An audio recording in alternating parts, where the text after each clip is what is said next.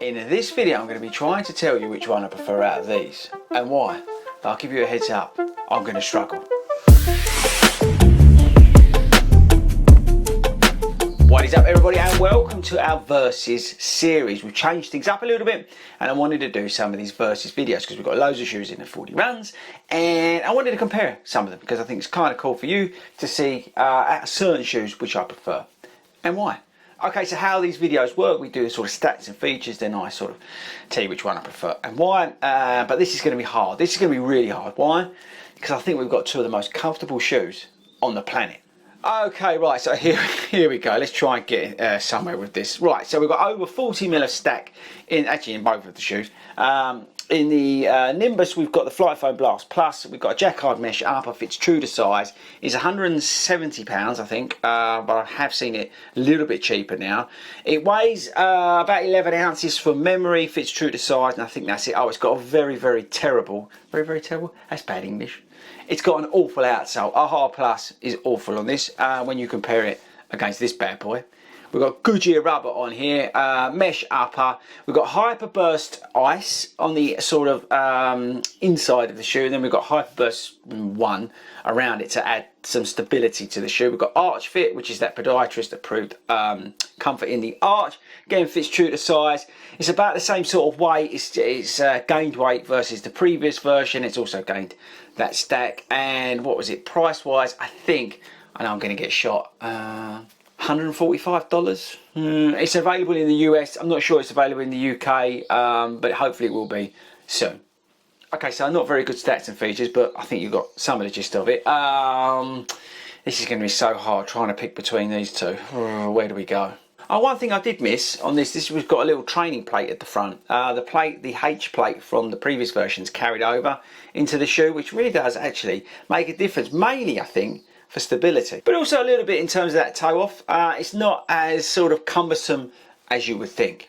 Okay, so these are sort of max cushion cruisers, yeah, and I've said it millions of times that both of these are the most comfortable shoes I've ever run in, and I really am genuinely struggling to pull these two apart. I think the Asics takes it because of its availability, although the price is the wrong price. It should be $145 like this shoe, but I think the Asics takes it purely from its availability. If you're in the US, you're good, and if you're in the US, I'd probably say buy the Skechers, because this is just as comfortable and they're both very versatile. This feels lighter on foot than this, although this probably feels more stable than this. Both of the uppers are thick but not overly warm, but they do get warm. The Skechers outsole is like night and day better than the Asics.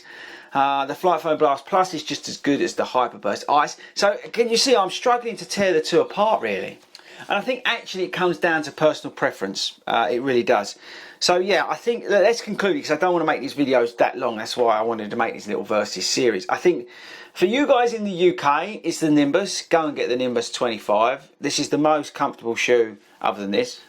But this really is probably the most comfortable shoe that's readily available. I think it's extremely expensive, which is ridiculous, but it really is a fantastic cruising shoe. You can do literally all your marathon training other than race day in this shoe. It is that good. But if you're in the US or somewhere else in the world where these are available, then I would probably go for the Skechers, because the outsole on this shoe is so much better than what you've got here.